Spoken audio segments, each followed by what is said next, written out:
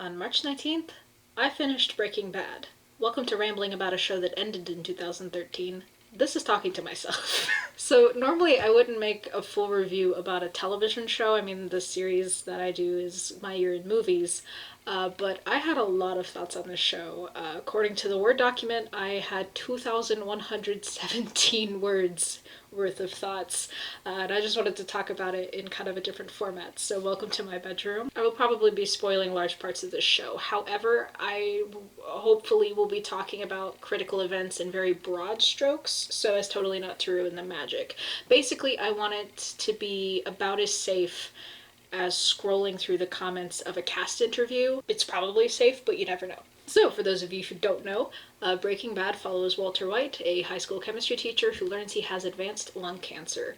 And to make sure his family isn't saddled with exorbitant medical debt, he turns to making meth with a former student. Shenanigans and hijinks ensue. First impressions. If you wanted any indication of just how much Breaking Bad hooked me, I cleared through the show in almost 3 weeks to the day.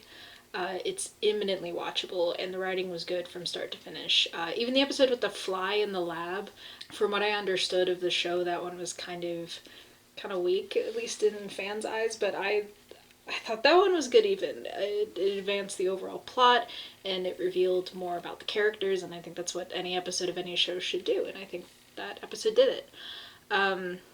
Because, speaking of the writing is tight. Every detail on that show matters. I wouldn't be surprised that the ending of the show was in mind when they started the pilot. But I also wouldn't be surprised if that ending changed multiple times. I mean, apparently they were planning on killing Jesse after season 1, but because Aaron Paul had this great rapport with Bryan Cranston, they kept him around. And I've listened to Vince Gilligan, the show's creator, in a couple of interviews, and it sounds like he and the writers often write themselves into corners, and they have to work to write themselves out of those corners, and let me tell you, highly relatable. So let's talk about the surprises of the show, because there were a ton of surprises, but I want to talk more about how my perceptions of the show were upended over the course of watching the show. First surprise of the show, Walter White. When I initially talked about this show in I believe my February recap, I mentioned that Walt was kind of a jerk, and that kind of surprised me. And I mean, without the drug dealing, he was kind of a jerk. Or he at least had the capacity to be a jerk. And Walter White ended up being a huge surprise just of how I received him over the course of watching the show. Because Walter White is one of the defining anti-heroes of the 21st century. One who's surely go down in history as one of the best written characters ever. He's often included in those compilations of, if you admire these characters, you weren't paying attention, images alongside Rick Sanchez and Alex from A Clockwork Orange. You know, because that's kind of like a shtick. People hate Skyler. People hated Anna Gunn, who played Skyler, unnecessarily just because they were that obsessed with Walter White. And what surprised me about the character is that I didn't like him. Now, let me follow up by saying I never found the character uninteresting or difficult to root for, and maybe root for is the wrong word for it. I can't say that I rooted for him exactly. But I was deeply invested in what would happen next and what he would do next. And me saying I didn't like him that's only a sign that the character was crafted perfectly. I loathed how selfish and cruel and obsessed he could be. But at the same time, I understood every decision he made because his motivations of greed, fear, and ultimately insecurity were communicated very well. He does some unforgivable things on the show. I never quit watching because of the things that he did. There's so much to his backstory that informs his character, and it all just fits together beautifully. The fact that he sold the share of his company for $5,000 and knows that he will never catch up. The fact that he's a highly educated, highly successful chemist, and he's teaching high school. The fact that he has cancer and no way to support his family when he's gone. These are all weighing on him from episode 1, and these are woven into his person, and it's very effective. That being said, I can never consider myself Team Walt. It's a sign of a well-written character, and he doesn't have to be likable. He just has to be interesting. The next surprise is Aaron Paul. I feel the need to apologize to Aaron Paul because I underestimated him from episode 1. Mostly because I underestimated how much his character is going to go through over the course of the 62 episodes. Jesse bears the brunt of the punishment between the two leads, And Aaron Paul knew how to rip my heart right through my chest. The progression of Jesse's character is so fascinating. The character had so much more depth than I initially thought. When I first mentioned I was watching Breaking Bad in my February recap, I talked about how I thought Jesse would be like much more gung-ho on the whole meth dealing business, but Jesse ends up being like the moral compass dragged helplessly by the magnet known as Walter White. And Aaron Paul held his own alongside Bryan Cranston, to the point that I would just as easily watch the show from Jesse's perspective, and I'm very curious what El Camino holds for him. I hope a happy ending, because my goodness, Jesse needs a win. But speaking of Jesse, that's my third surprise, is Walt and Jesse. I did not expect the relationship to be as tenuous as it was. Like, that constant tension made for good drama. It just wasn't what I expected. The back and forth, and I think the fact that they weren't friends makes it better. Thinking about it now, I think if they had been friends, I wouldn't have liked it as much. And the fourth surprise is Skyler White. Normally, when a character is hated by a given fandom, I can understand why, and I can find reasons to agree with that consensus. However, I did not agree with that consensus when it came to Skyler. For some reason, everyone hates Skyler. There are several reasons I can think of, both valid and invalid, for hating her, but in the end, I can't understand why anyone would hate Skyler when Lydia is right there. Everything Skyler did just made as much sense as everything Walt would do, and she was even more justified in her actions. Was the Ted stuff dumb? Absolutely. I didn't like Ted from the moment I saw his stupid face. However, the Ted stuff did give us the opportunity to see just how inventive and how smart she is. The way she plays the dumb blonde secretary to buy Ted time with the IRS is just inspired. Like, that is what won me over, is it shows that she is just as shrewd and calculating, and given the opportunity to be pushed to her limits, she is just as capable of Walt as, you know, in being a monstrous person. But for some reason, when Walt does it, it's cool, and when Skyler does it, it's not. That's neither here nor there for this video. I liked Skyler a lot. Never hated Skyler. So this next section I just called Diving Deeper, which is basically things I would talk about if I had more time to like comb back through the series and find specific instances to support these theses. So if you're a budding YouTube essayist and you want some easy topics to just find support for, here you go. 2 essays offered up for you. Just give me credit and 17% of the ad revenue. So Breaking Bad as a discourse on fulfillment and purpose is a very fascinating idea. So the refrain that is heard throughout the show is that Walt is doing everything for the family. He's taking care of the family. But in the finale, Walt tells Skyler, I did it for me. And in that conversation, he talks about how cooking meth, making those fat stacks, and becoming a drug kingpin made him feel powerful and it made him feel alive. And the show does a good job of showing characters in their day-to-day life and how their expectations for how their life was going to go are so much different from the way things are. Walt, who feels unfulfilled and pathetic as a chemistry teacher for a high school, finds the fulfillment and excitement in becoming a rich and powerful drug lord. Hank is another character that I think experiences this. He never really seems happy when he gets promoted. He seems happiest and most fulfilled when he can actually put in the work to solve the cases, when he's in it, you know, out in the field. He has a chance to work in El Paso, though that goes bad for other grislier reasons, and he gets promoted to ASAC, but he never seems interested in the meetings or organization related to that title. And so I think the show demonstrates, both for good and for bad, the places people feel like they belong. And I'm sure there's like more discourse on the morality of turning to crime for fulfillment and the allure of crime, but you know, it's just how it be. But Jesse spends the whole show seeking fulfillment and a sense of purpose. And one of the great tragedies of his character is, at least over the course of the show, I don't think he ever really finds it.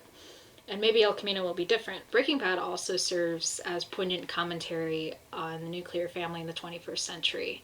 As mentioned, one of the major refrains of the show is how Walt is doing all of this in order to take care of his family. To avoid feeling like he's failed as a father and a provider, he's driven to, you know, making as much money as possible through selling meth. And the show, therefore, I think serves as commentary on how the gradually collapsing economy, paired with escalating costs of things like higher education and healthcare, have impacted the nuclear family and has impacted men's confidence in their ability to provide. Obviously, there are a lot of other things that factor into that, including like second wave feminism, but that's not a subject that the show deals with, and it's not one that I want to get into because, you know, it's stressful, I think, to be expected to be a provider, and Walt comes from a generation where that would have been expected, and so he's very heavily impacted by fear, and he's kind of portrayed, at least starting out, as kind of an impotent shell of a person, and that goes a long way towards impacting Walt as a person. This was going somewhere. I don't know. I only wrote that first paragraph. After second wave feminism, I don't know what happened. Oh gosh. Alright. So this next section of my Word document is the favorites. I opted to distinguish between my favorite performances and favorite characters, especially when there are actors and performances I think are fantastic, but the characters weren't necessarily my favorite. I wanted to acknowledge the work and talent involved. And the first name on my list of performances is Bryan Cranston as Walter White, as he is as multifaceted of a character as it gets. Bryan Cranston creates a commanding presence, he utilizes enigmatic expressions, and he portrays this gripping descent into evil. It's electric, it's magnetic, it's a tremendously powerful performance. That's the kind of performance that it's like, yes, I want to be an actor watching that. Another tremendous performance is Giancarlo Esposito as Gustavo Fring. Fring is chilling. His calm, collected demeanor that slides easily between the underground world of drug trafficking and the regular world of being a franchise owner, it makes him endlessly fascinating. His eyes are insane to watch. There is always something going on. The barely contained rage, and it's not even that it's barely contained. It's like Gus does not have any rage flowing through him at all. In a very relaxed manner, does what needs to be done. He sends messages that are heard loud and clear. Gus is kind of the embodiment of speak softly and carry a big stick. But the stick is a box cutter. Ah. But Giancarlo Esposito is also mind-blowing. He's so good. Bob Odenkirk as Saul Goodman. He's one of a couple repeats on this list, but he manages to make Saul Goodman this slimy, charming lawyer. And if there is one thing that guarantees a character goes right to my heart, it's being slimy and charming. And if you know me at all, this is not surprising. And Aaron Paul as Jesse Pinkman. As mentioned, he takes Jesse on a journey just as complex as Walt's journey, and Paul plays Jesse with such effective, visceral power. Favorite characters? So I briefly want to talk about my favorite minor character as Joe the scrapyard guy. He's amazing. Like, he's in maybe 2 episodes, but every single time he's there, he's just fantastic. Like, every line of dialogue that comes out of his mouth is just golden. And he's the right level of kind of quirky without being crazy. And he's super chill. I love him. He's great. Favorite characters? Saul Goodman, duh. Jesse Pinkman, duh. Mike Ehrmantraut, absolutely amazing. Throughout season 4 and season 5, and really even when he was first introduced, they do a good job of making him like the gruff blue-collar professional in all of this. But at the same time, he is still a person. Like, you can tell that this is very much his 9 to 5, or his version of it. And when he clocks out, he's just a regular guy. He plays with his granddaughter at the park. He makes pimento sandwiches. And seeing his relationship with Jesse in particular, like, I'm a sucker for that kind of thing. Because Jonathan Banks plays him with a very, very deep down affection for Jesse, it makes that dynamic a lot more interesting to watch. I loved that arc a lot. And Skyler White, she's my favorite character. Sue me, I know a guy. And my favorite episodes. I ended up picking one or two per season because I made it easier to like segment the episodes and actually talk about them in a little more detail, but not too much detail because I want you to enjoy it should you choose to. So for season 1, my favorite episode was Crazy Handful of Nothing. This was our introduction to Tuco Salamanca, who is such a tight antagonist, played with expert bravado by Raymond Cruz. Seeing Walt using fulminated mercury to get his money and get revenge for Jesse's sake was very satisfying. It was such a perfect ending to that episode. I remembered realizing, I think for that episode, that was the first episode that I realized, oh, they're playing like scenes from later in the episode as a cold open. And that was cool. That was like really seeing the characters in over their head, which was great. For season 2, Better Call Saul. Not to keep beating a broken record, but Saul is my favorite character, and this episode confirmed that from the moment he sweeps into that police station to represent Badger. Bob Odenkirk owns that episode, and the way he charms Walt at the end of the episode, weaseling his way into the operation, is just golden. My favorite episode from season 3 is either Caballos Sin Nombre or 1 Minute. Caballos Sin Nombre is another Saul-heavy episode, but it's also one of the few episodes that comes with a win for Jesse. He buys back his house from his parents with cash below asking price. And it was so satisfying to see him and Saul kind of team up to get his house back and kind of stick it to his parents who had kicked Jesse out of the house. And it was nice. It was really good. And 1 Minute, because it was one of the most memorable episodes of that season, I spent the last probably 5 or 10 minutes just tearing my hair out chanting, oh gosh, oh no, oh gosh, oh no, because it was so tense and it was so good. My favorite episode for season 4 is either Crawl Space or Face Off. I will never forget the feeling of seeing Walt under his house, his tears of terror melting into hysterical laughter. I can't imagine seeing that episode and then having to wait a week to find out what happens next. This episode also features Bill Burr as Patrick Huey. It isn't his first appearance in the show, but I love his appearances, especially because QB is relatively toned down compared to the persona Burr has in a stand-up, and it's way toned down from his character on F is for Family. And he's just a nice little side addition to the show, and I like his character a lot. And Face Off, because holy smokes, what a way to end an episode, and what a way to end a season. Holy smokes. Not quite literally, though. You know? Not quite holy smokes. And my favorite episode of season 5 is Ozymandias or Confessions. If you've seen the show, you know just how insanely brilliant Ozymandias is. It may even be better than the season finale, like the end of the show better. From a gut-wrenching opening to a head-spinning ending, it is top tier Breaking Bad. And like, you get to the end of that episode and there's still 2 episodes to go. I was watching the show and I decided to start watching the last 6 episodes at like 8 o'clock on a work night, and I had to stop after Ozymandias. This episode is also great because it exemplifies the best and worst of Walt. And I think it shows the conflict inside of him, and it shows how in trying to be the best, he becomes the worst.